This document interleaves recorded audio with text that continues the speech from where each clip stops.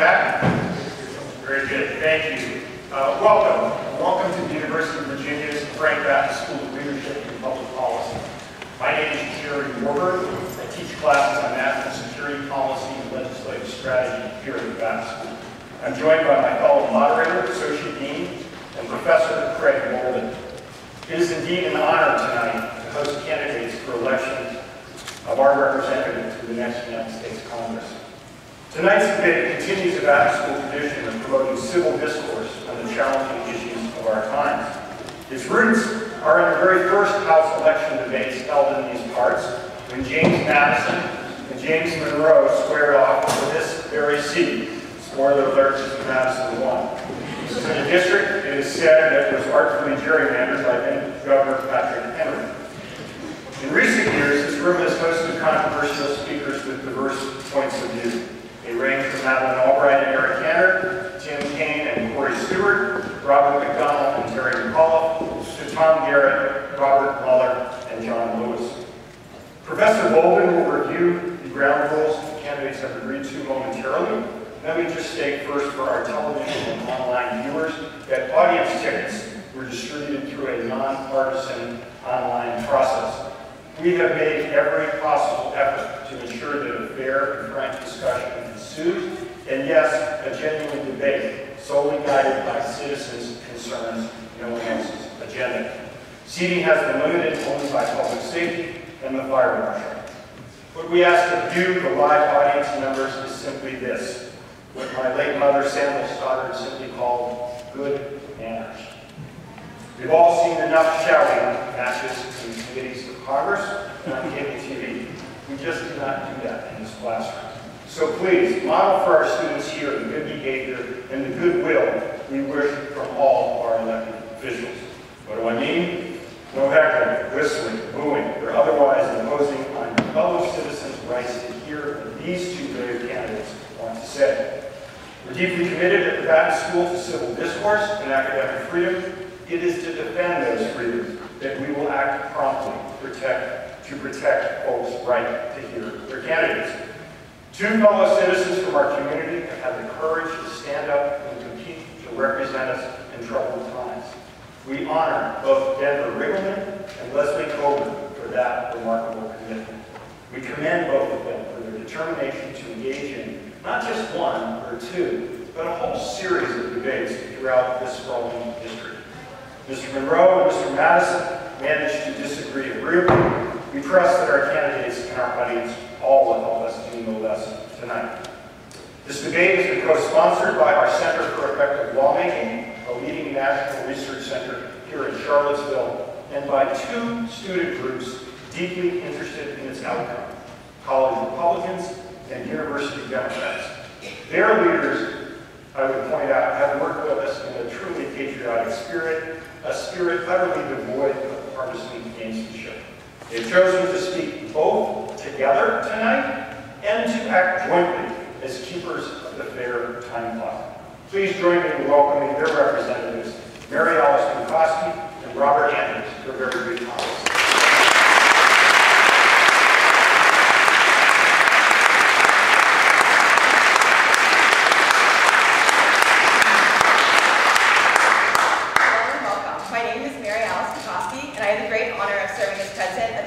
Democrats here at UVA.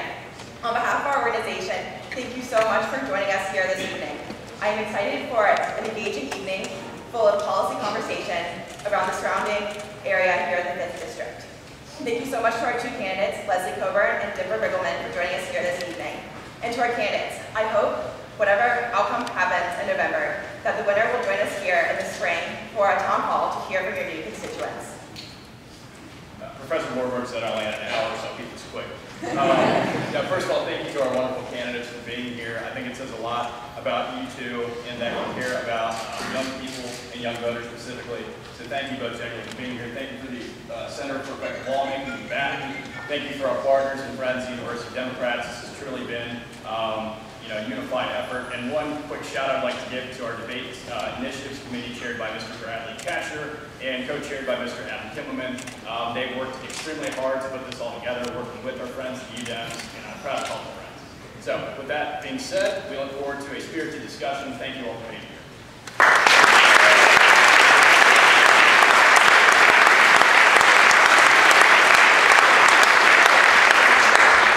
Thank you, students, for your commitment to engagement. Many of our students will be voting for the first time this November, and it is really your future that we're discussing here tonight. So we especially appreciate your leadership and initiative. I am Craig Volden, Professor of Public Policy and Politics and co-director of the Center for Effective Lawmaking. Before I call on the candidates for their opening statements, I'll briefly review the standard Batten School debate ground rules agreed to by both campaigns. Candidates will have 3 minutes each for opening statements and 2 minutes each for closing remarks. The order of speakers was determined by a coin flip earlier this evening. Ms. Cockburn will speak first. Mr. Riggleman will give the last word in closing statements. We plan to call for those closing statements soon after 7:25 p.m. We as moderators will put questions to candidates in turn with 90-second responses and a 60-second rebuttal permitted. Candidates will typically not receive the same question as they may have already had a chance to state their views in rebuttal. When we do ask the same question, each candidate will have 90 seconds to offer their views and rebuttals will be waived. Our student timekeepers will be gentle but firm in enforcing time limits to avoid filibusters. We as moderators reserve the right to ask for a quick follow-up question as necessary to clarify. Our initial round will focus on leadership and public policy for national issues. We'll then weave in foreign policy and international security matters as time permits, and some fundamentally local concerns as well. The questions we two moderators will pose tonight have been vetted by us and by the Center for Effective Lawmaking's Greer Kelly and Professor Andy Pennick, seated right there, and merged with questions we have received online from 5th District voters and tonight submitted in writing by you, our audience members. To be fully transparent, our nonpartisan committee of 4 has researched and agreed upon key topics informed by the submission from 5th District voters. The candidates themselves have not seen any of the questions in advance. We hope that tonight's debate will serve the public interest and enlighten fellow citizens regarding the positions of these two candidates. We meet tonight at a time of great division in our nation and in our community. We believe we can take a small step in healing recent wounds through civil discourse and intentional listening, especially listening respectfully to those with whom we might disagree.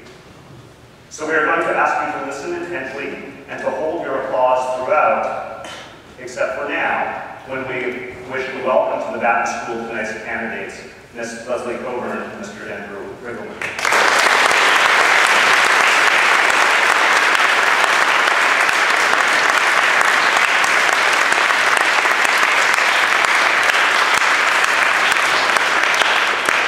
Ms. Cockburn, you are now recognized for your opening statement of 3 minutes.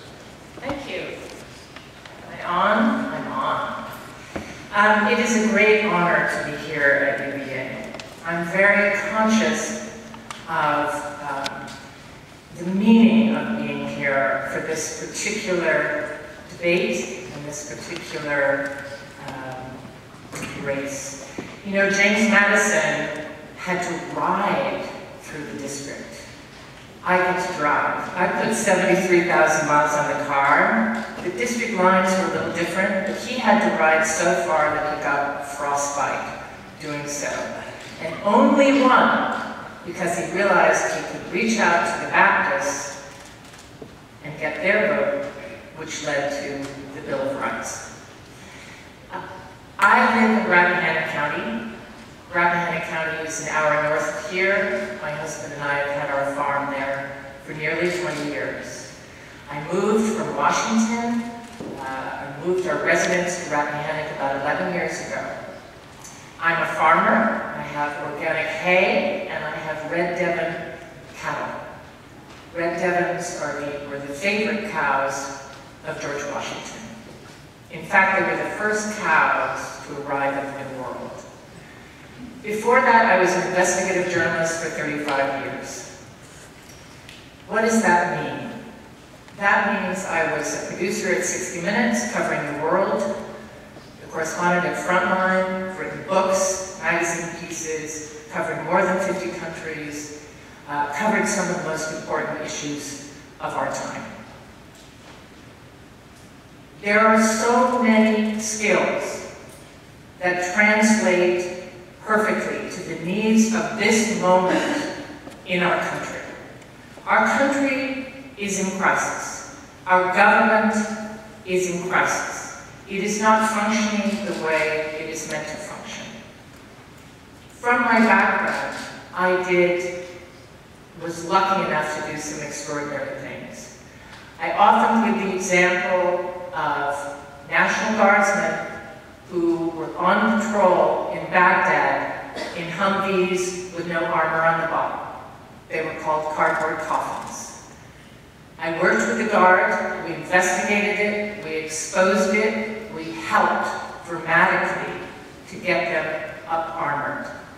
That is the kind of skill that we can apply right now in Buckingham County, where there is a small community called Union Hill that is going to have an enormous compressor station in their midst, which will cause unbelievably pollution and illness.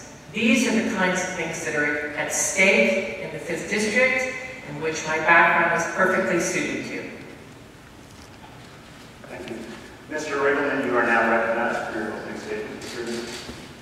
Sort of hard to believe that I'm here. I graduated UVA in '98 at the very young age of 20. Can people hear me even with that? That's scary. Thank you very much.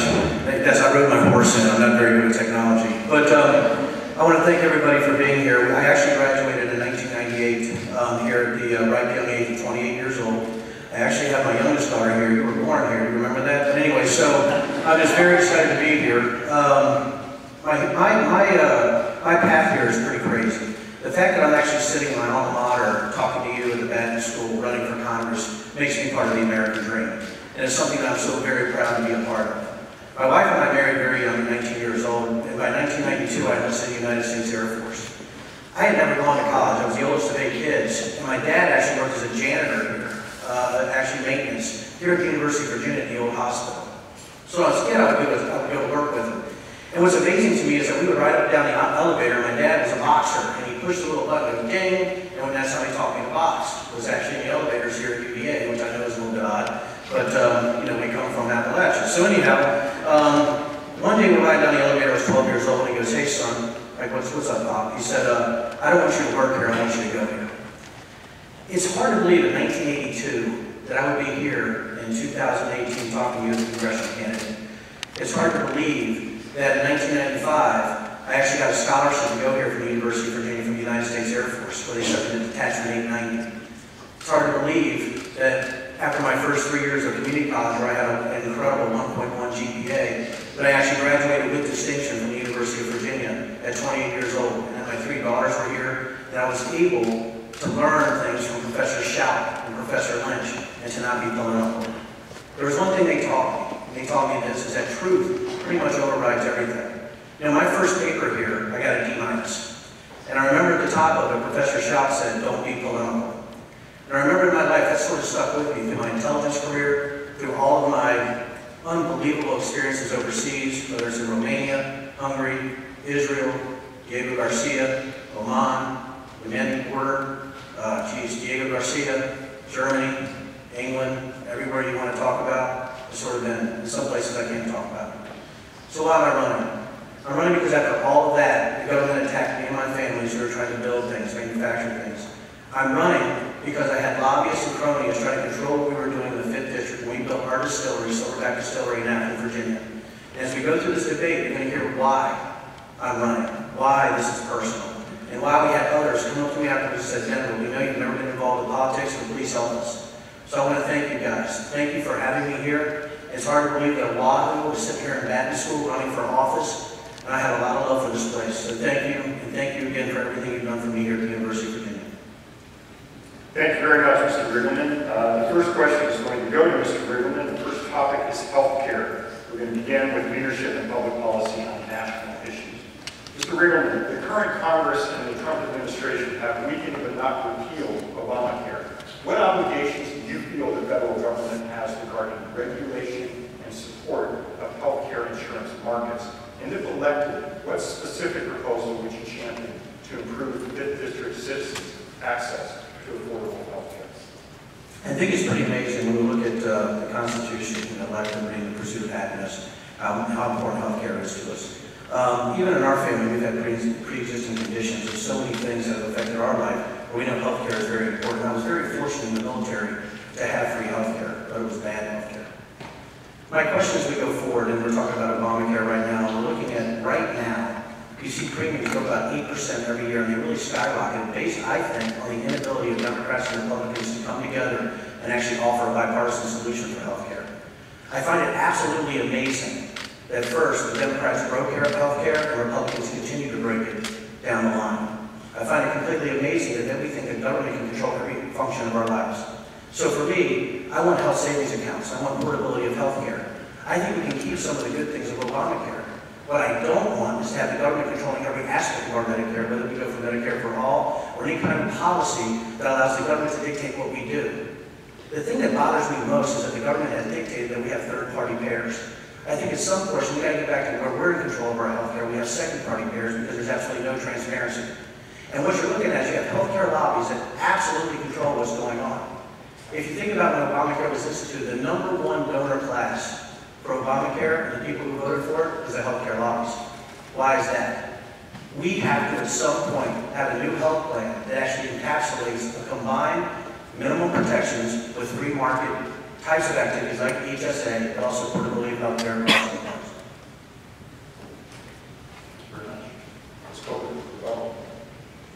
Well, my opponent has pledged to join the Freedom Caucus.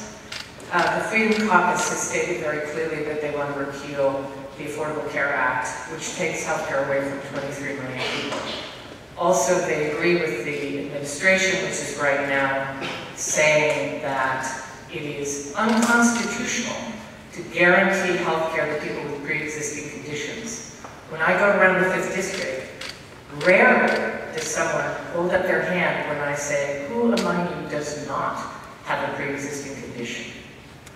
What that means is we need serious change. First of all, we know in Charlottesville alone, you can pay on the individual market for a family of 4 $36,000 a year because the subsidies have been taken away from insurance companies. We have a monopoly. That has to change.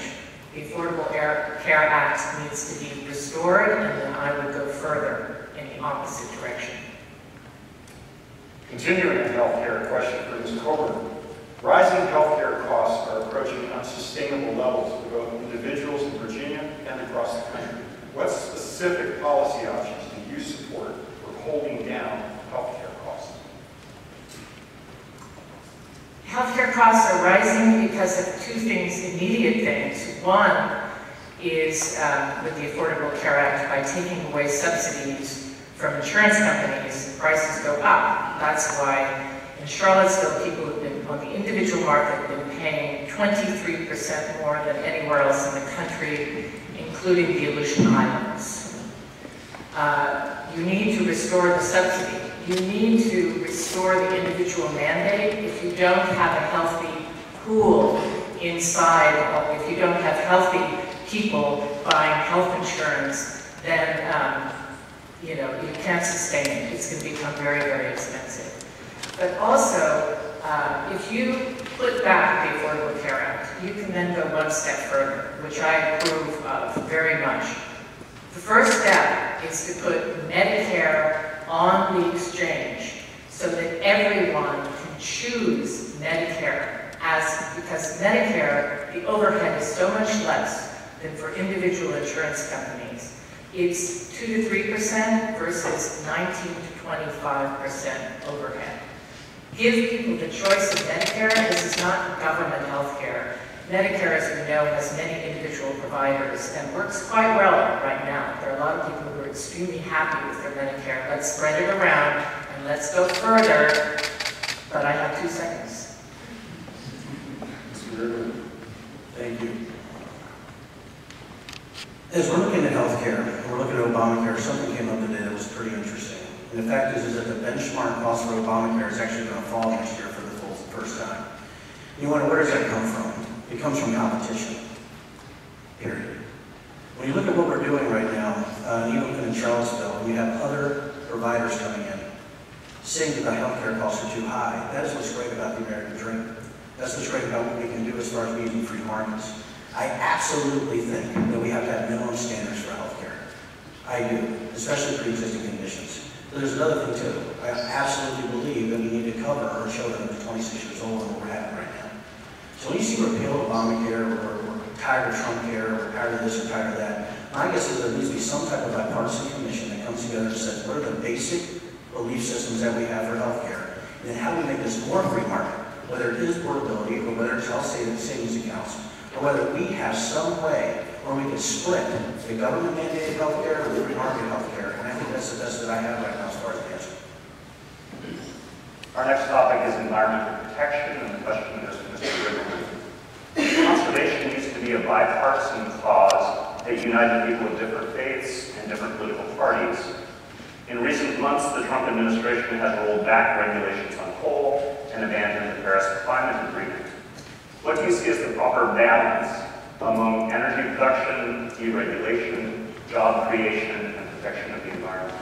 Sure, and we have a personal experience with this. When we were building Silverback Distillery, we actually started based on how we do things, is that we wanted to protect the environment, which is why we became the first geothermal distillery in the United States.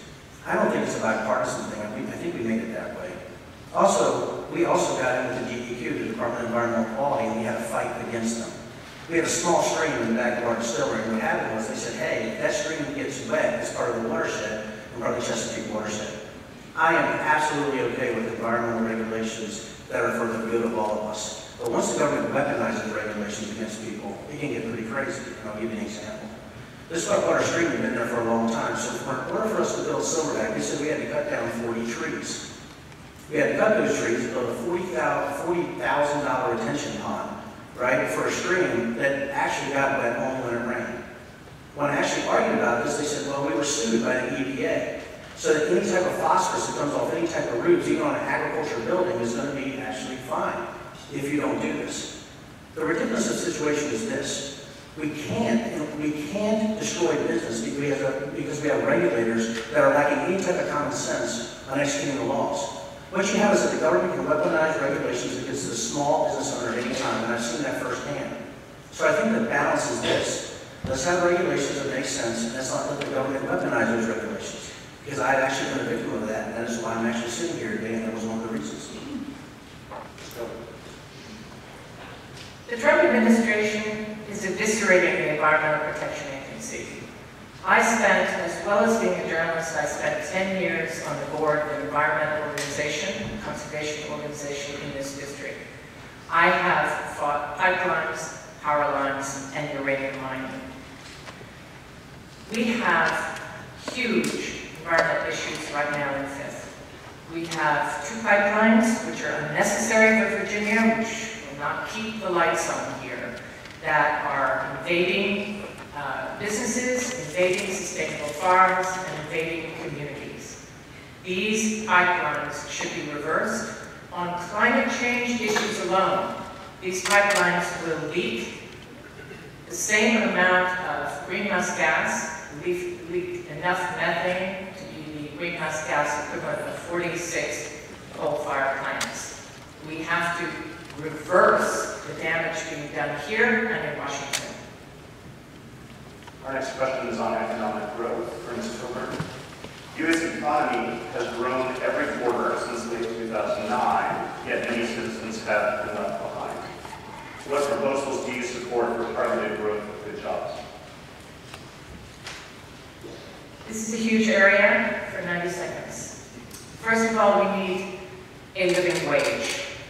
We have stagnant wages, and this is resulting in a disastrous situation for this country where many, many, many people are being left behind, and many people, don't forget, we have 21 rural counties around Charlottesville, and people are being left behind.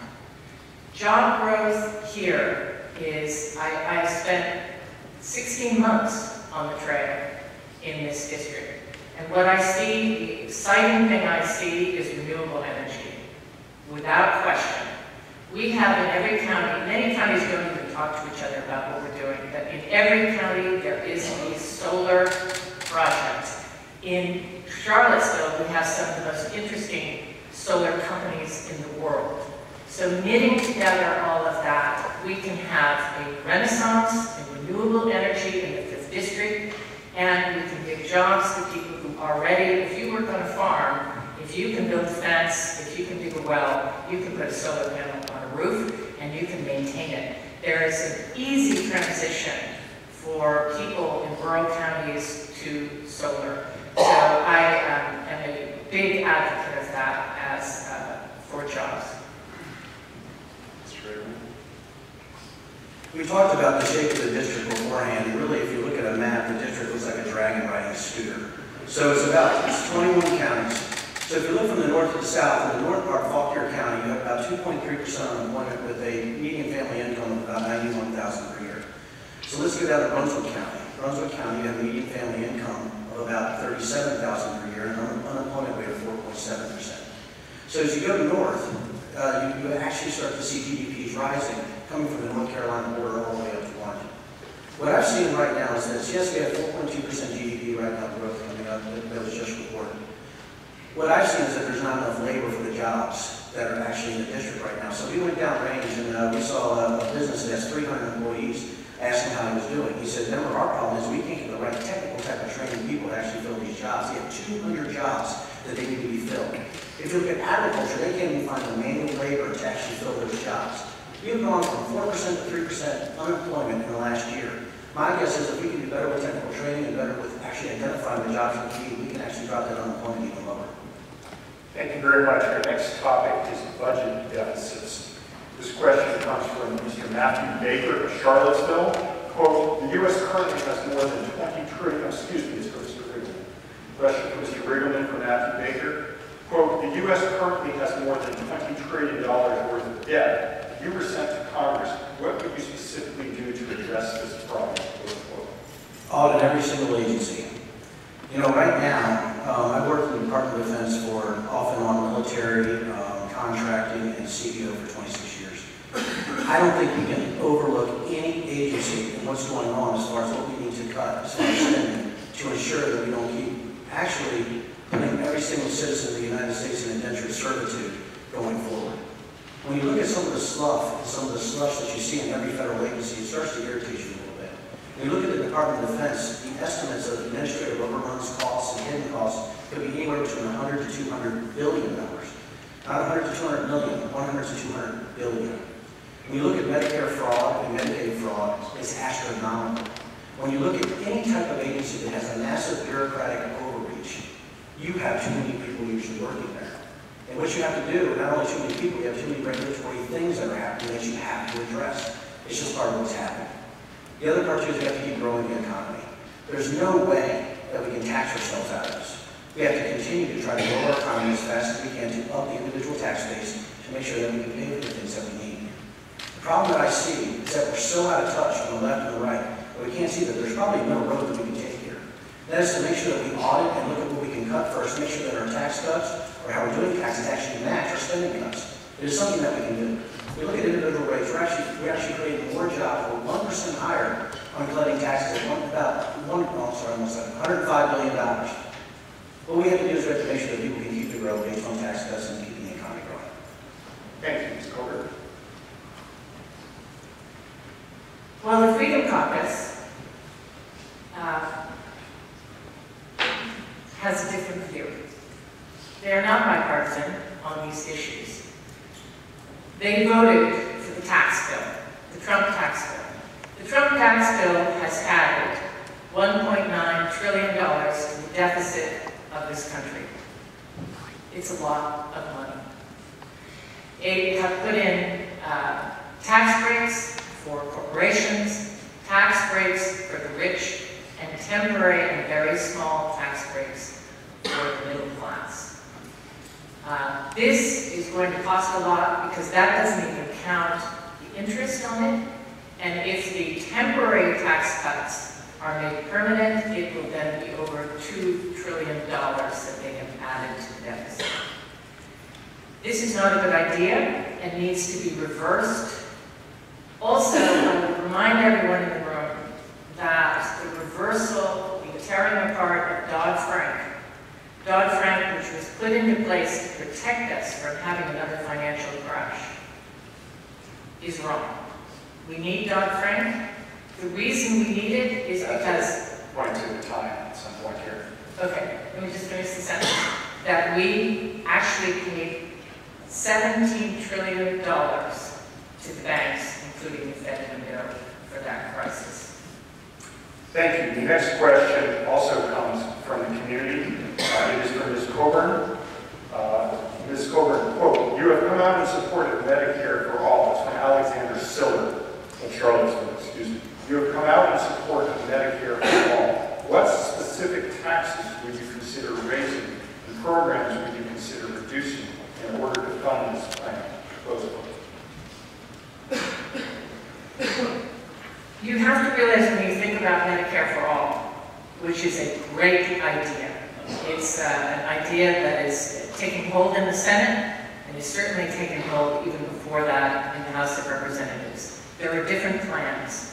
How do you pay for it? Let's look at what we're already paying first. Healthcare costs in this country have reached $3.5 trillion a year. In 8 years from now, according to government figures, it's going to approach $7 trillion. And that is with the dysfunctional system that we have at the moment. Remember, millions of people are not covered, and remember that we pay twice as much as any other industrialized country per person. We're paying over $10,000 per person for this healthcare system that we have now. We need to change this. As I say, there are a number of plans, and there's a huge amount of controversy over this. But let's look at first what we will save. Let's negotiate drug prices. If we look at what Europeans pay, we can save $2.5 trillion over 10 years if we just negotiate drug prices. Overhead prices, hundreds of billions of dollars that we pay in overhead, we will not pay. I only have 6 seconds. So I'm going to continue in my next time slot. Thank you. Mr. Riggleman? Yeah, I find it interesting when we talk about the bills that have been passed in Congress and talk about debt and deficit. We're talking about a $40 trillion bill over 10 years. I can say this is going to be a short answer. Medicare for all is a utopian pie-in-the-sky idea. I think that's just an idea that just isn't going to work. So I think what we need to do is we have to look at some other options that probably are a little bit more common sense than Medicare for all. That's something I want to support. Thank you. On to immigration reforms, Mr. Riggleman. What specific immigration reforms do you support or oppose, including a path to citizenship, DACA, border security, and adjusting overall immigration totals, which this year are at historical lows? I think specifically for the 5th District, when you look at the immigration issues that are here, I've had some very interesting conversations with the farmers, whether they be fruit pickers, whether they be tobacco farmers, whether they be dairy farmers, based on their issues with labor. I had a roundtable with 30 dairy farmers, and they said, you might have to do something that could hurt you. I'm like, what's that? He said, you might have to fight for us because we don't have enough workers, and we need more migrant workers. They went through the whole spiel about what happens with their H-2A workers and what's happening with them with the regulatory issues that they have. Number one, I don't know if anybody knows this, I talked to a farmer who had 105 H-2A workers, and he has to pay $75 per worker for that worker to drive on his own private property. He also has to do things for housing and insurance that are actually debilitating. What he asked was this. He said, we need more workers. He said, Denver, please support us in our H2C costs so that we can actually get more workers into the 5th District because we don't have enough. I went to another farm and he said he had people working there for over 30 years. 30 years. So here's what I think we need to do. We need to secure the border first. Secondly, we look at streamlining immigration right now. And that means especially for people in the 5th District. We have farmers out there are hurting for labor. We have a superheated economy and they can't fill the jobs. We have to do that. After we do that, we streamline immigration, secure the border, we look at E-Verify as a real data solution to vet these people that are working for the employers all over the country. I think if we do those three things, I think we can come to an agreement on fixing the immigration problem here in the country. Let's go. We have one of the most shocking situations right now that I have ever experienced. Look at what has happened on the border of this country with children being separated from their parents. This is wrong, it is immoral, it is a crime against humanity. We have a president who tells us that immigrants are criminals. In our own district, we have a detention center in Farmville. When you speak to Latinx people here in Charlottesville, it is one of the scariest things that they can think of. We need comprehensive immigration reform with a path to citizenship, without question. We have, on the Republican side, votes in the House repeatedly to make this impossible. We must make it possible. We must support the DACA kids and now the DACA adults. We must make life for them better and appreciate what they're doing for the economy of the Fifth. Thank you. The next two questions I'm going to present you are on the topic of criminal justice reform and gun rights. And they come from citizens who have responded online. I'd like to take this opportunity to thank all of you. There were hundreds of questions submitted to this university. The first question goes to Ms. Cockburn. It is from Peyton of Danville, Virginia. Quote, according to research by Campaign Zero's Use of Force Project, African American and U.S. citizens are 3 times more likely to be shot and killed by police than Caucasian citizens. What, if any, policy solutions can help curb this disproportionate police use of force? Close quote. There are several good bills in the House right now that have been proposed by Democrats, and I would add my name to those bills. They have to do with training, police training, de-escalation. I will say that I've met with the sheriff in Danville, who is really trying to start community policing in Danville, which will make a huge difference. We have a major problem here, and we have to address it. I think that we need body cams. We need all of the things that there are many proposals to, when I say police de-escalation, right now the police are in fact getting military training. And this kind of training means that you treat people as though you're in Baghdad or Basra rather than meeting with a citizen on a highway. It is shocking numbers. African Americans being stopped, African Americans being killed in these encounters, and also it is equally shocking that if you're African American, you are 10 times more likely to be jailed for drugs than if you're white. This is wrong. I believe in some serious comprehensive criminal justice reform. Thank you. I think there's a few things here. I'm pretty close with law enforcement. I think 3 of the things that I've talked to, whether it's Faulkner County, Nelson County, is this. It's really training, education, right?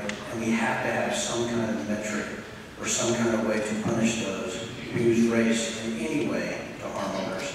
And that includes law enforcement. There are actually some things here, Leslie and I agree with on criminal justice reform for sure. Number 1 is the simple fact that victimless crimes, we have to have something about marijuana. My brother was caught with only 1.4 pounds of marijuana. And I think at that point, he could become a felon at that point. I wasn't with him. But what I'm trying to say here is that not only do we have to have training, education, and punishment necessary for those who use race and any type of criminal activity like this, we have to see the victimless crimes. We have to do something in our system where we actually help to rehabilitate and not incarcerate them immediately. It's just something I feel very strongly about, and I think it's something we can all work on together. The next question comes from Cindy Taylor of Madison, Virginia, to Riggleman, and I quote, you have stated that you oppose all new gun safety reform measures. Does this include opposition to banning bump stocks, which enable the Las Vegas gunman to shoot nearly 500 people in 10 minutes, and to red flag laws? Close quote. Yes, and thanks for the question. And that's a sensible question. Number one, the bump stock did not do that. It was the person with the multiple weapons in the room that actually hit people. Number two, as far as the Second Amendment is concerned, I'm not going to change anything with the Second Amendment. My job is up here to actually enforce the constitutional rules that we have in place right now. So at this point, there are certain things that we can do for mental health, education, and to find those people that are doing these type of things. But for me, no assault weapon ban. We're not going to ban bump stocks. We're going to actually go at the root of the problem, which went after the criminal element, and making sure that we keep the Second Amendment strong. That's what I'm going to do. I would support banning bump stocks. Who needs more than 10 rounds? Tell me.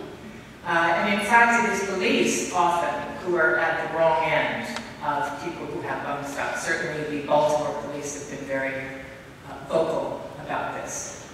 I see no point in having bump stocks allowed in this country. Large capacity magazines are unnecessary. We should ban them. And I also support the 2018 assault weapons ban. I personally come from a hunting family. I believe in the hunting culture. It is very important in the 5th District. This has nothing to do with that. This has to do with weapons in the hands of people who have no training, weapons in the hands of people who have mental illness. This should not be allowed. We need to close those gun show loopholes, and many gun owners agree with that, and close loopholes for people who are guilty of domestic violence. The next question is on executive overreach. It's brought to us by Hunter Wagner in the audience tonight. In recent years, the executive branch has taken certain powers away from Congress through executive orders. If elected, what is a feasible way to collaborate with fellow congressmen to mitigate or alleviate this issue? Well, we need to restore the Congress's constitutional right to declare war. This changed after the crisis of 9/11 in 2001. It was meant to be something quite limited, going after Al-Qaeda. It is not limited now. We are now fighting endless wars. Not only a 17-year war in Afghanistan, but wars all over the world. We have people in Syria. We have a brutal war going on in Yemen. We have people at war all over Africa.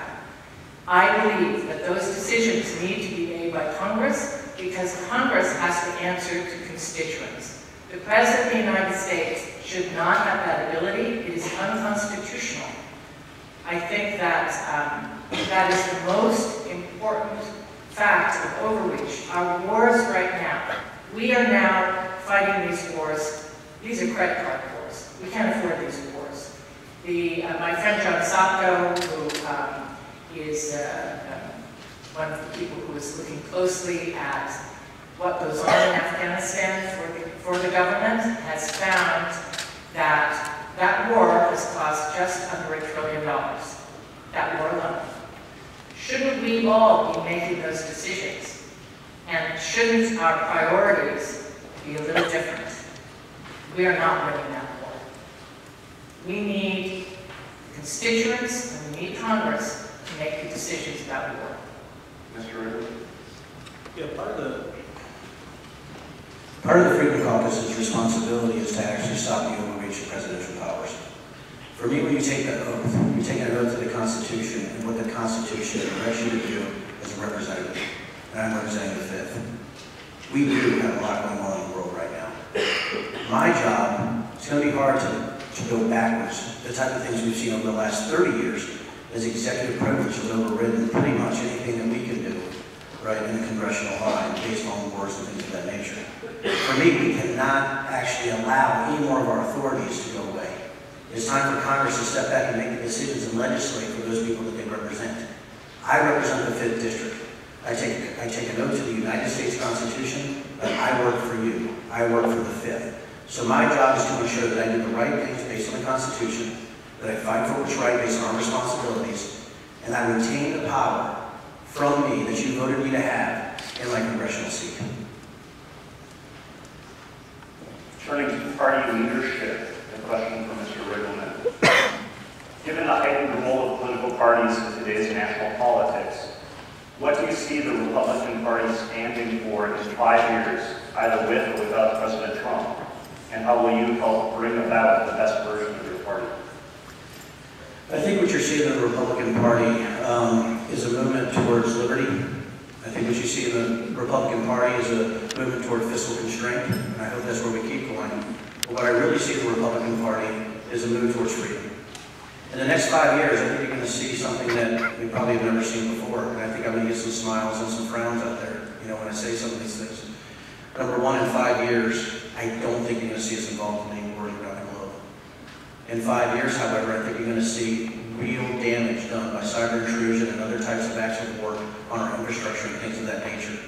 I think in the next 5 years, the Republican Party is going to have to look inward rather than outward to make sure that we protect what's happening, because there's new warfare coming at us every single day. It's what I do. I'm in the Pentagon. I'm still a senior consultant for electronic warfare and countermeasures for the Pentagon. So what I see in the next 5 years is Republicans and Democrats. What we're going to have to do is we're going to have to look inward. How do we protect our critical infrastructure? What do we do about cyber attack? What do we do about the constant wars that we have overseas? What do we do about the amount of money that we're spending every day? I think at some point, the Republican Party has to pull back the reins and say enough. We have to stop the out-of-control spending. We have to stop the special interests that control every portion of our party. We got to stop the lobbyists and the cronies that seem to be able to dictate anything that we need to do. We need to have people actually help others. And that's something that I want to do, and I think that's the change that you're seeing in the Republican Party, is that how do we take lobbyist cronyism and that kind of unmitigated spending out of our economy?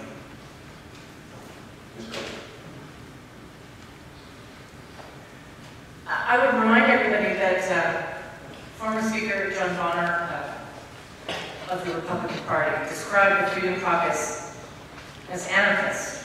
They want only chaos. So he didn't believe that they were engaging in a good working relationship with their own party. My view is, and my hope is, first of all, we need to take back the Fifth and take back the House. The reason why the Democrats need to take the House, we need changes in every committee of leadership in every committee. We have a lot of work to do. We need accountability on Capitol Hill, and we need it so badly that there are many Republicans who see that this is the right path as well. Enough of what has been going on. And I'm sure we all felt it yesterday. Mr. Cockburn, do you support House Minority Leader Nancy Pelosi's vision for the future of the Democratic Party? Where do you agree and where do you disagree? This is a famously Republican question.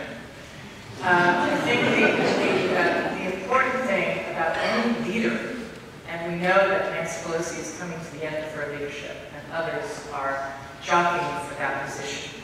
The important thing, the only important thing that a representative of the Fifth needs to ask is, what is the leader going to do for the Fifth? How can a leader help the 5th District? That's it. There are many people who would be good leaders that I can see among the Democrats on the Hill. So I think that's the beginning and end of the question. It is a famously Republican question, I think. I think Leslie was right. I don't know how to answer that for her. I mean, it's just, whoever Leslie supports or doesn't support really isn't even my concern. My concern is really to run this race and do the best that I can. And if she says she supports or doesn't support, I don't think it's going to matter to the voters of the Fifth. I think what's going to matter is right there campaigning. We're engaging in a battlefield of ideas and doing the best we can. So really, she supports Nancy Pelosi or not, I don't think it's going to matter to the voters of the Fifth. We're going to get to international and local issues in one moment, but first, one more question for both of you on the topic of political polarization. And this comes from Mr. Adam Kimmelman of Charlottesville, with Mr. Riggleman responding first. Quote, we live in extremely polarized times. What one issue would you be willing to break with your party leadership and work across the political aisle to accomplish? Spending. I mean, for me, it's about the debt ceiling. For me, it's about mortgaging the future of all of our children and everybody in this country, in the United States.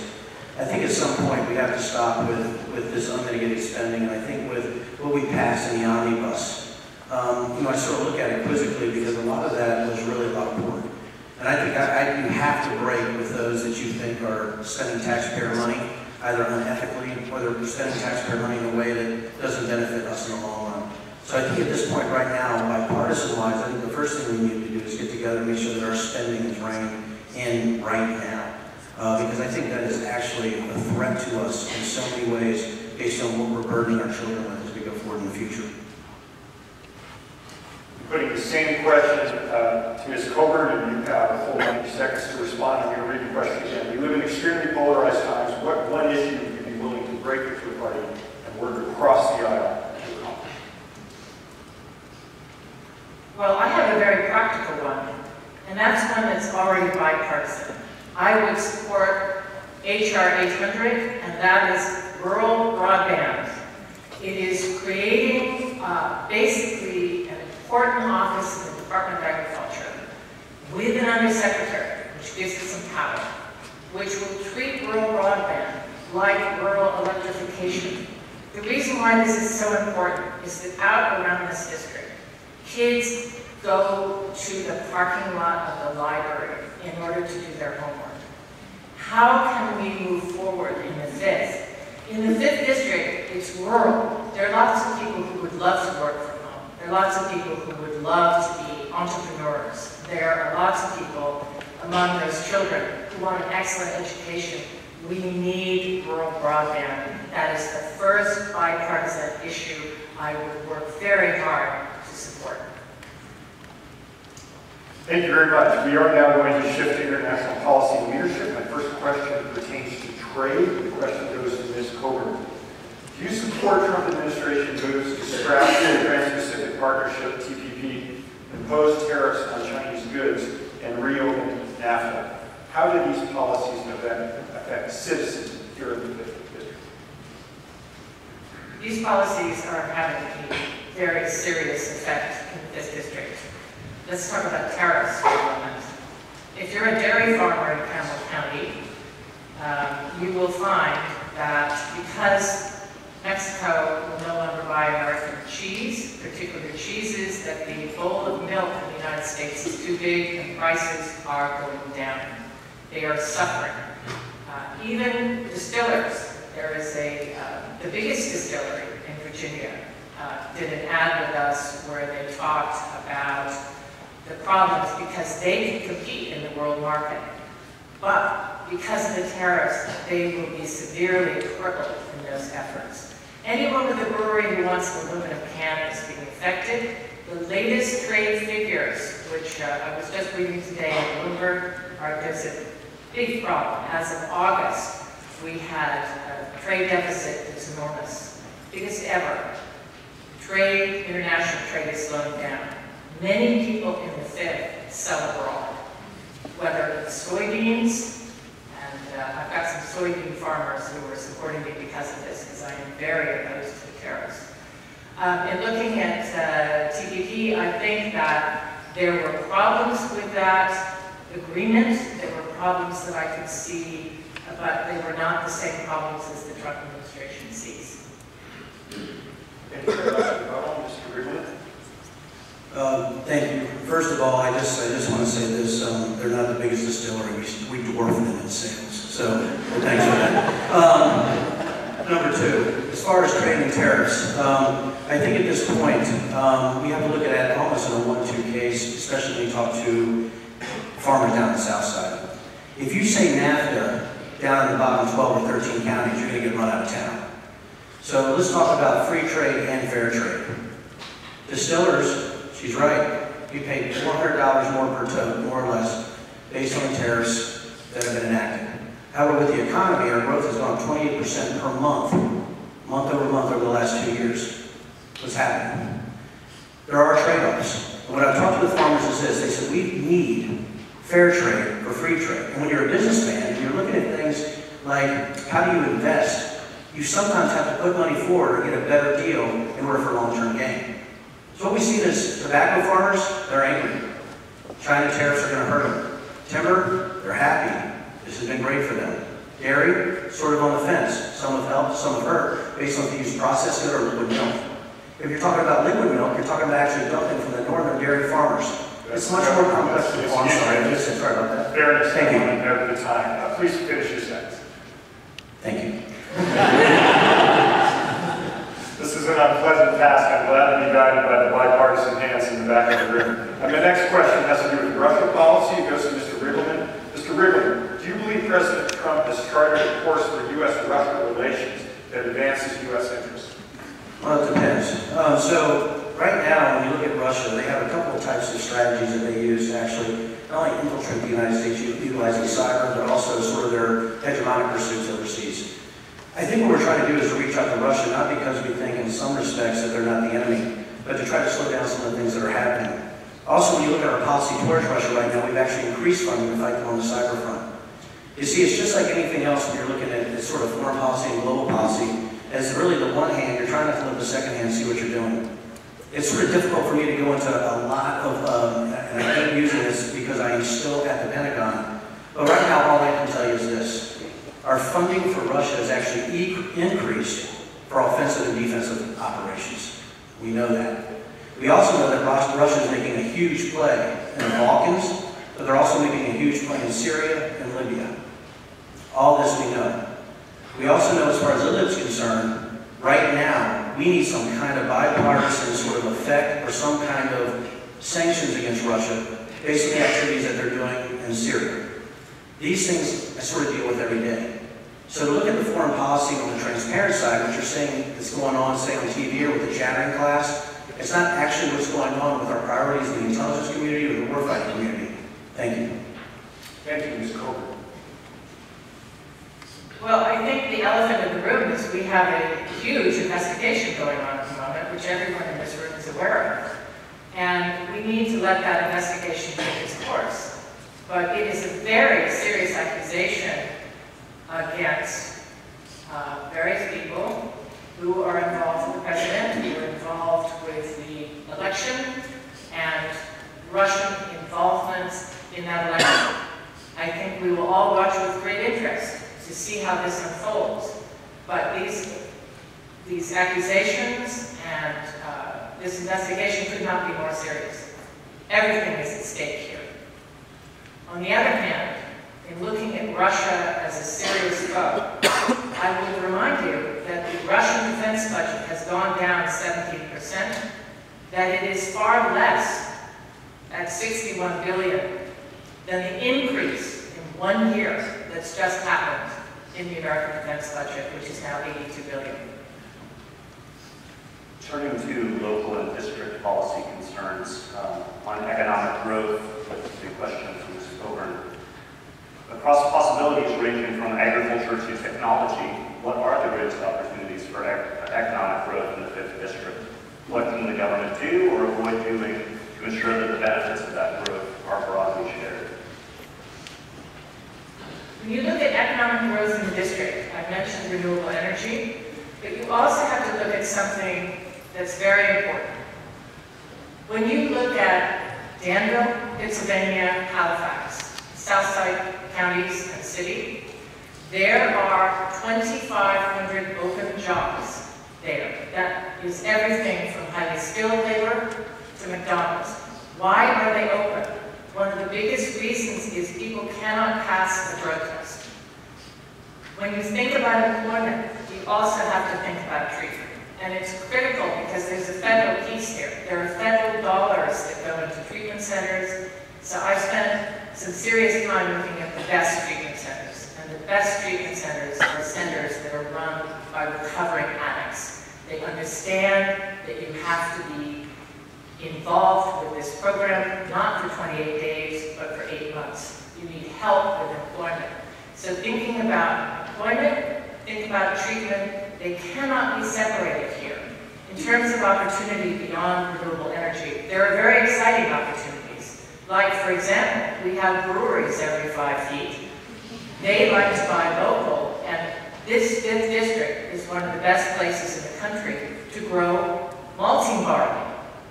We have plenty of need and demand for malting barley, and it's a good cash crop, and it of Roseville South Side. Mr. Riggleman?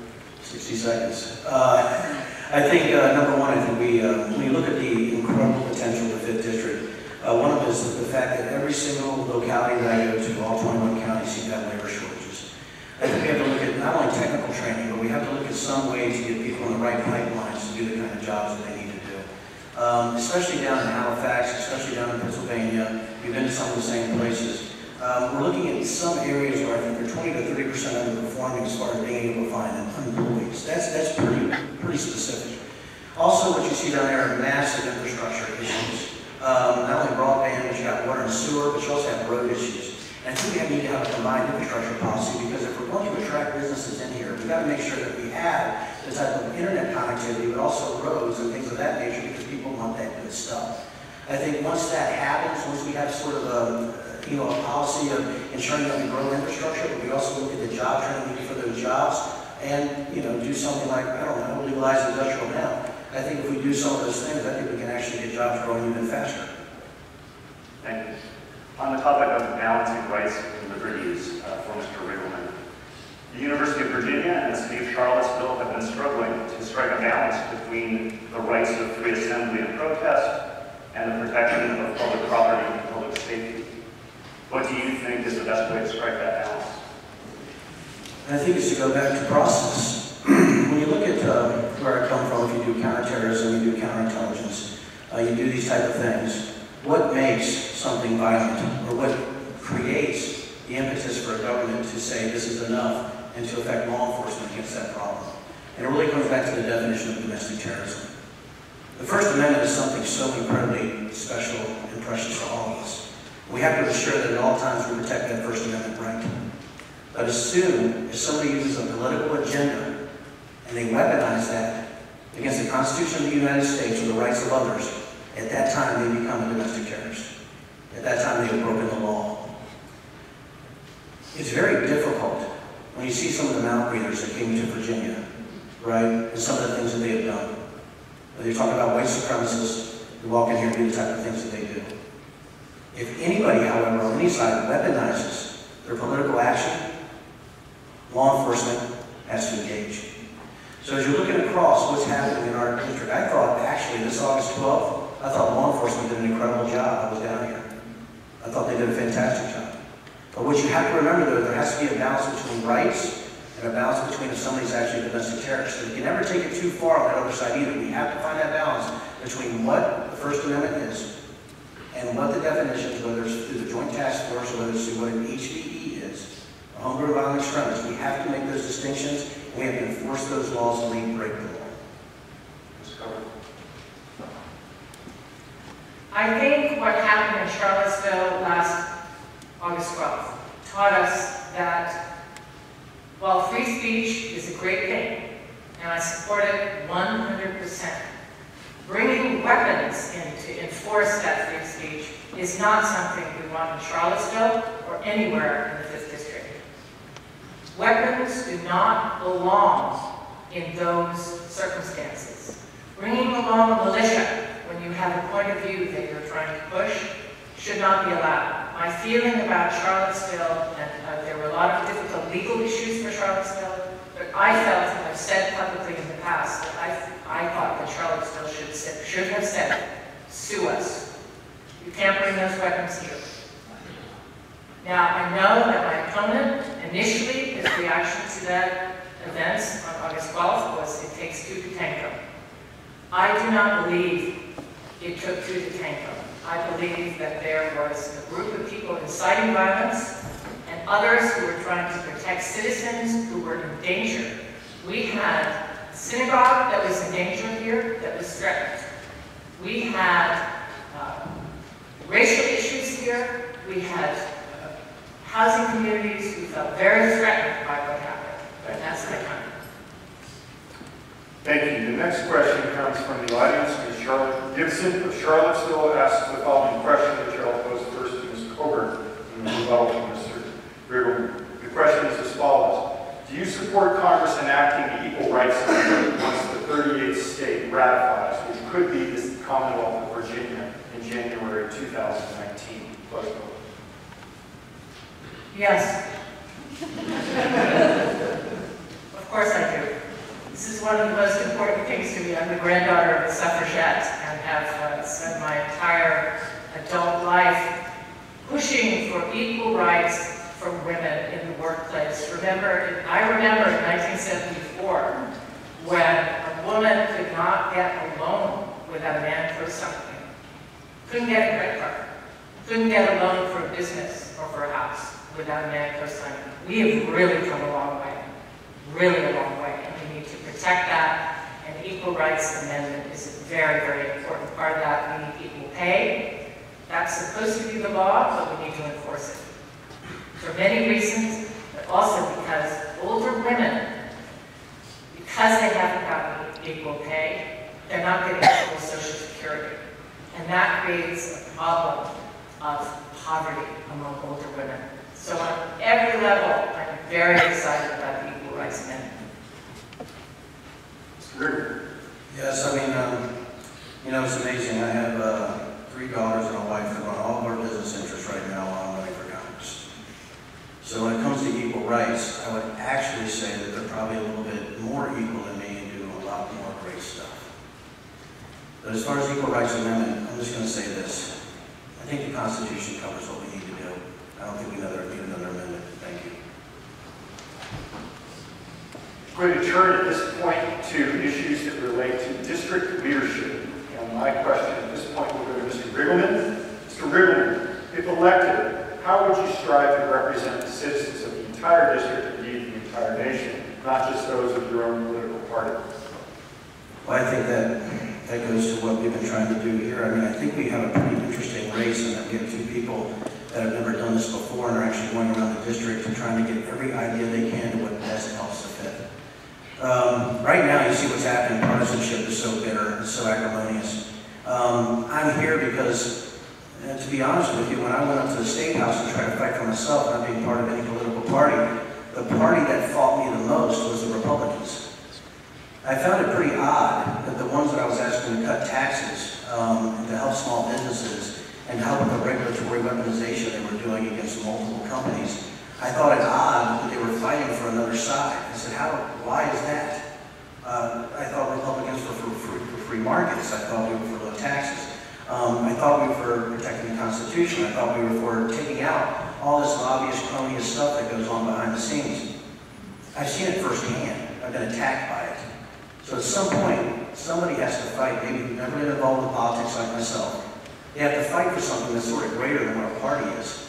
And that's what are people's values in the 5th District. There's a shared value and a shared work ethic in every single county. If you go from Fauquier all the way down to Pennsylvania, go all the way over to Bedford or Henry, and all the way over to Cumberland or Prince Edward, everybody has this shared work ethic. And I think what I've seen is they don't listen to the chatter in class or TV. Like, Denver, here's our issues. Can you help us?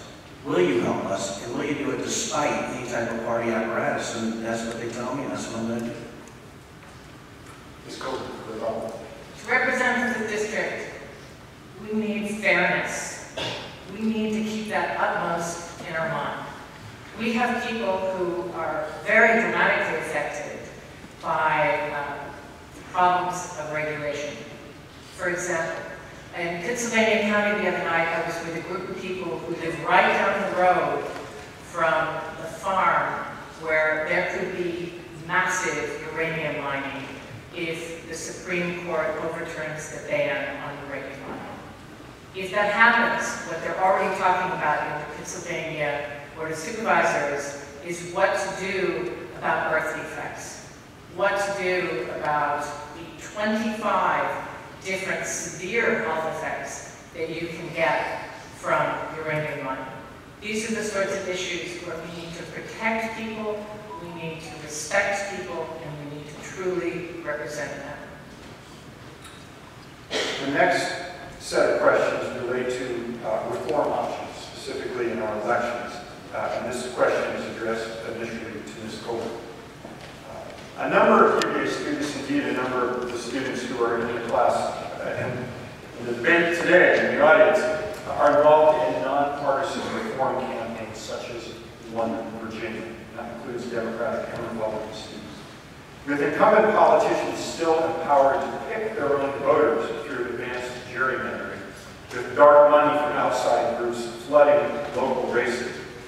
Russian trolls infecting our information sources. What specific types of electoral reforms do you support?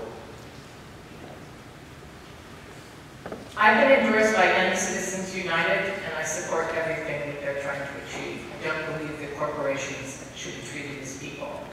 I have said that I will not take any corporate PAC contributions, and I have not taken any corporate PAC contributions. I think that's a really important start. You need to do that in order to hold people's feet to the fire. For example, I mentioned wanting to negotiate drug prices. You cannot go up against Big Pharma if you're in their pocket. You have to be out of their pocket. So I would encourage all politicians to do the same as I've just done and support End Citizens United. I think that would be a great step forward. We actually agree. I think Citizens United is an issue. I've seen it firsthand in my personal battles. There's something, on the federal side, we're limited to $2,700 per person, right? Per cycle. Limited to $5,400 for a couple, and then $5,000 for a PAC. That's pretty much how it works. What I found interesting when I first, last year, when I was running the 10 weeks I ran for governor and why I started to fight the system, is because states, we have unlimited money that can come into the state from outside sources. I don't know if you know this, somebody can cut me a $200,000 check if you're running for governor right now. You can use that money. The federal is a little bit different. We cannot allow corporate interests to buy our votes. We just cannot allow that to happen. I think whatever we look at, if we're looking at any type of reform, we have to see how we can start to control that type of sort of unequivocal spending to candidates for issues that they only agree upon because they got hands in their pockets. For Mr. Riggleman, students at this university and in schools throughout the nation are taught the values of respect and honesty. How can you square that obligation with the actions and behaviors of some national politicians today? In other words, here at School of Leadership, how much does character matter in leadership? Completely. And I don't have to swear how other people act, I only have to swear how I act. And if I go against somebody who I think is unethical, and non-transparent, I think they're bought or paid for, it's something I'm going to fight. And again, I am here, I've never been involved in politics. Politics got involved with me. And the thing is, when you do go into sort of battle for other people or for your own family, and you get behind a closed door, and you have a lobbyist pat you on the knee, and they say, hey, Denver, we know you're trying to change laws, but you didn't talk to us first. You didn't pass the bill to the lobbyist. And we're not confrontational, Denver, but we're going to kick your ass. That's a quote. Or they say, hey, Denver, we know you're right on this issue, but you didn't participate in the process. So for us, we know you're military. You understand what this means. You're just collateral damage. Integrity and character and fighting, what you do behind closed doors is more important than anything that I can imagine. And the fight that I've already engaged in, and what I've done for others, has been on my own dime and my own time, is because I believe in what's right, and I believe in doing the right thing, regardless of who's looking. There is nothing more important than character, and I think you see a dearth of that right now in our political system. And I believe we're going to need new candidates to sort of refresh. What is it, refresh? I just lost the quote. But I do think at some point we need new candidates to bring new blood into the Senate and into the House. Question again? Students at this university and schools throughout the nation are taught the values of respect and honesty. How can you square that obligation with the actions and behavior of some national politicians today? In other words, here at School of Leadership, how much does character matter in leadership? Character matters.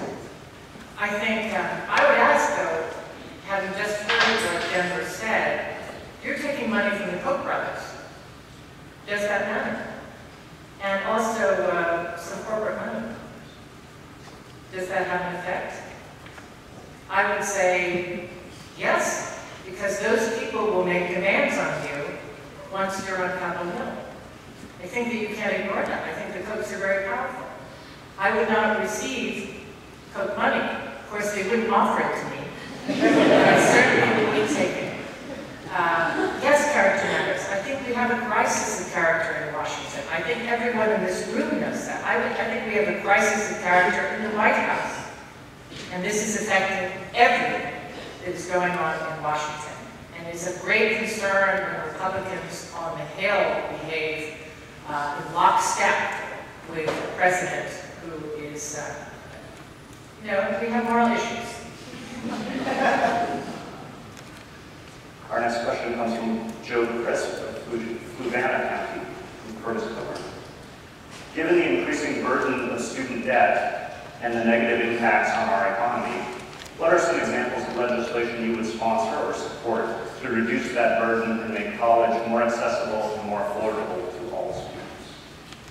I think this is one of the biggest issues we face. Right now there's legislation that I would support, and that is that interest rates can change. Any student should be able to change their interest rate and get the lowest rate that anyone who's getting a loan today gets. This affects a lot of students.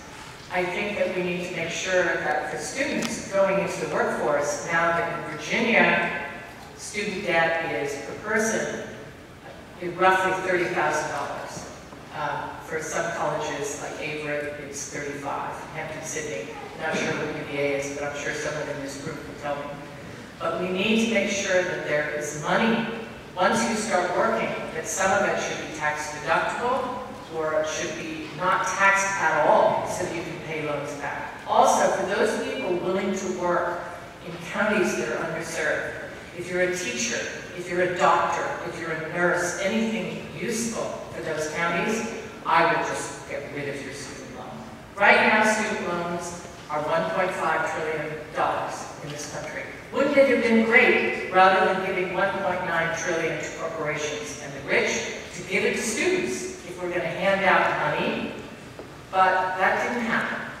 And we need to make sure that we take care of fraud in these educational institutions, not like UVA, but there are many educational institutions that have defrauded students. Mr. Riggleman. I'm not a big fan of handing out money, but I am a big fan of trying to fix the problem. I had about $30,000 in student loans myself here at UVA. I actually took out a Perkins loan, some grants and some other things like that, and I actually allowed my daughter to pay hers back also because they had to have some skin in the game. But I think as we get the government involved with anything, you have an unlimited debt load. Right now, student loans are $1.48 trillion. Taxpayers put over $100 billion in student loan debt defaults, and there's a problem. I think there needs to be some shared risk. A Perkins loan. I think at some point, all of us have to look at it, all loans going through Perkins, so there's shared risk between the universities and the government. We need to have access to money for students, but we can't allow the government to bankroll all of this in perpetuity, based on the fact we're going to have a crash just like we've had with the housing crash. If each student is averaging between $203 and $351 a month per payment, I mean, that is a really nice car. That's a great car payment. That's insurance. That's anything of that nature. So I think we need to do shared risk and actually run all loans to the Perkins program. Next question on housing goes to Mr. Riggleman. It is from Mr. J. Gould of Charlottesville and reads as follows. What can the federal government do to help municipalities tackle the growing affordable housing crisis? That's good. I mean, I think for me, if I had anything to do, and I actually did this, is you have some things that are already available out there. If you're looking at Hub Zone, you're looking at 8A, you're looking at some things where you actually incentivize businesses to go into those areas if they have people from that area. I think what we do is we look at these business zones as hard as we can in these areas to make sure that we actually grow jobs and grow income so that we have people incentivized to go into these areas to actually do things. There are a lot of programs on the books right now if you go through HUD or anything of that nature. But I think the biggest thing for me, if we're going to have affordable housing, let's have the jobs to go with it. I think for me right now, I think it's actually utilizing the programs that we have on record. I think it's looking at tax-free zones and incentivizing those areas that might have some issues as far as getting people to come there to work. But it also goes back to something else. We're talking about infrastructure. We're talking about allowing infrastructure growth to happen in these areas. Affordable housing. It's such a difficult thing because we have to have cost and demand. But for me, it's also been zoning issues in a lot of these areas. I think at some point we have to allow builders to build, and we have to look at some of the stuff that we can't really control, like controlling proffers and things of that nature, so we can actually build less housing based on a regulatory market that's destroying the construction industry when they're trying to do things in some of these areas. Ms. Coburn, move on. Charlottesville is way too expensive for most people to live in. There are many people who work here. There are a lot of jobs in Charlottesville, but they have to come from Buckingham, they have to come from Nelson, they come from Batten. The issues raised by this are not just housing, it is transportation. There's a wonderful little bus company called John, which will carry you for a low price. But John needs federal dollars to extend their reach. They need to go further. Inside Charlottesville, the public housing wait list is full. We have people who cannot get housing. We need federal support, increased federal dollars for affordable housing. When you go around with groups like AHIP, who help people if you can't afford a water heater or you can't afford some kind of essential repair. I've been around with them in Charlottesville and in Albemarle, and I've been to houses where literally people they mark an X on the floor so the children will not fall through. We need to fix that. Thank you very much. My final question, I'm going to be putting to both of you and invite some fulsome response. And it's very nice. We appreciate the opportunity to ask you so many questions about public policy and leadership, but our time is necessarily short. What one additional question do you wish we had asked of you? And what one question do you wish we had asked of your opponent? We're going to give you a very generous 90 seconds each, and we're going to let you resolve it fairly. Can we pass? No, sir. Starting with Ms. Coburn. What question do you wish we'd asked of you? And what one question do you wish we'd asked of your opponent? That's a really hard question. That's a really hard question. You asked a lot of questions here. I think there's a big question that we haven't, I brought it up for a moment, but we haven't really talked about it, which is climate change. I think there are a lot of people who are concerned in this room about climate change, as I am. I think we need to look very carefully at the fact that the United States is the only country now that has not signed on to the Paris Accord. And I am delighted that there are states and businesses in this country who have refused to go along with that and who have acted on their own. We have huge climate change issues in the fifth. I mentioned the pipelines, I mentioned the methane. The Trump administration has just loosened restrictions on methane leakage. Methane is 25 times more powerful than CO2. These restrictions should not be loosened because we're all in serious danger because of that. I think that for me it's a top priority, and in terms of what I would want people to ask of my opponent, I'm going to let him choose. Thank you very much. Mr. Riggleman, you're recognized for 90 seconds. So for me, I was surprised. I don't think we had a specific question about opioids tonight, that I remember. And it was something that, based on just some of the studying that I've done, I thought that opioids might come up based on what we've seen in the 5th District. There's a few things that just some stats that I want to go over that I think you guys might find pretty interesting. And this was a tough one. Number one, if you look at, there's multiple border areas where we have opioids transshipments, but also China. And, you know, for me, when looking at counterterrorism and counterterrorism, I'm looking at, say, there's something called the Giant South, which is the Joint Interagency Task Force. And what they found, I can't give you the exact numbers, is about 20 to 25% of drugs are interdicted. 20 to 25%. And they interdicted over 100 tons. So if you go down south of the opioids and synthetic opioids, you're getting across the border, right on the southern border, you're getting thousands of pounds and thousands of tons of drugs that are coming over. It's not just opioids, but also other stuff. But there's something else that's happening, and it's China. I don't know if you guys know this with opioids, but China is actually mailing opioids using cryptocurrencies into the country. So when you start looking at all these things that are going on with rehabilitation and law enforcement and things of that nature, there's something else we have to look at, is how do we stop the flow of these drugs from all these sins that are coming into the country. So we're looking at rehabilitation and things like that. I really thought somebody was going to ask me about marijuana as an exit drug. I really did. And the fact is, at this point, with the amount of addiction that we have, I think at some point we have to look at marijuana as an exit drug for these opioid abusers. We've come to that time in the program where we'll be looking for your closing statements. I had a question for Leslie. Did you have fun? You're trying to Ms. Gilbert, you're now recognized for your 2 minutes of closing statements. Thank you. I'm going to start my closing statement by just continuing on that thought about opioids and accountability and what can be done on Capitol Hill. For me, when I look at opioids, I look at the pharmaceutical companies who pushed opioids. There have been excellent investigations on this so far. We need to have those investigations on Capitol Hill. In the same way that the state of New York and Montana are bringing those investigations to court. Let's bring that to Congress. Also, insurance companies who've made it much easier to get opioids than other drugs which are not so addictive.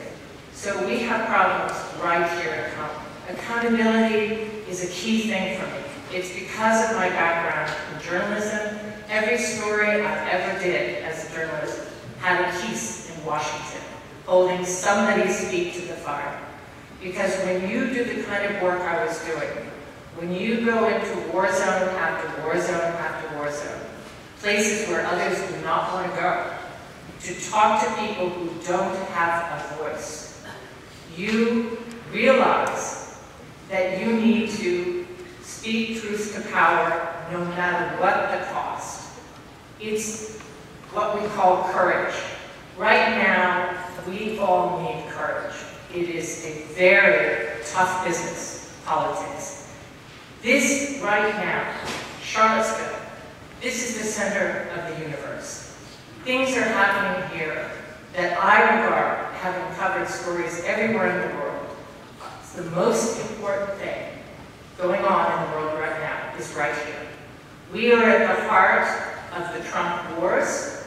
We are in a country that I believe is in danger of having our democracy slip away. I love history. I've studied many periods of American history. My family has been involved in important parts of American history, like World War I, where my grandfather earned his Silver Star by crossing the front line to clean out a machine gun nest, an extremely brave act. My father served in World War II. I think that we need service. We need to be involved and engaged, every single one of us, because for all of us, our grandchildren will ask, what were you doing in 2018? And I want to be one of the people who said, I stood up and I helped change the course of this country and bring our democracy back. Thank you very much. Mr. Riggleman, you are now recognized for your closing statements and for the generosity of our UVA students. It appears you've got 3 minutes. I saw that. I was really excited about that. Thank you. I know this comes off the website, fellow Wahoos, but it was something that I want to read before I start, and is this. Coming to the University of Virginia was a dream of mine, and there's a quote by Thomas Jefferson I want to read. It's this. Educate and inform the whole mass of people. They are the only sure reliance for the preservation of our liberty. The education that I got when we got back home, after 20 plus years on the road, with our military, supporting the National Security Agency, being overseas, doing counter ID work, all the things that I had to do, was that when we came home and we built our distillery, we found out really quick, we got an education on how it really works. I despise politics. I hate it. I've been behind the door my whole life. I've been either fighting or I've been doing intelligence work. I've been with my daughters, my wife, for 11 years. They really didn't see me. And what you think when you come home, when you've served your country, that there's this free or there's this fair way of doing things. And when you walk into a state house or into a government house, and you walk into an office of a delegate, or you walk into the office of a senator or a representative, and when you're looking at these individuals and you're like, these guys aren't listening to me because somebody owns them. And it happened to me for 4 years by myself. I didn't get involved in politics. I would go knock on the door and walk in and say, why are you doing this? Why are these tax laws different, right? Why is your taxes 30 times more for this business than that business? And I kept getting the same thing. You have to play the game. You have to play the game, and I refused to. I kept thinking, and I honestly did, that if I used some kind of rationale towards this, or some kind of good idea fairy, or that I could get somebody on my way of thinking based on how I could help the community, that if I did this and this and this, I could buy more from farmers and I could put more into the tax coffers. They didn't care, because all they cared about is who was supporting them. All they cared about was getting reelected. They did not care. And finally I had a lobbyist sit me down and he said this. He said, brother, you don't understand. If you're not at the dinner table, you're on the menu. When I look at everybody out here, there's something that just clicked to me that I have to fight. I will always err on the side of liberty. I can't help it. I don't believe the government can take care of all of our needs. I'm always going to be that way. What you'll get from me, though, is the truth. I'll be transparent. I know there's so many people who didn't agree with me today, but I'm just going to say yes or no, and this is how I feel. If you like it, great. That is how I'm going to be, and that's what I'm going to do. Vote for me. If you don't, don't. Because that's the great thing about living in this country. That's the great thing about living the American dream. That's the great thing about me serving my country, because all of your ideas can be heard in this forum at the University of Virginia, a place I never thought I would get. So I thank you, and I thank the moderators and the students, and all my love for being a Wahoo, and thank you very much.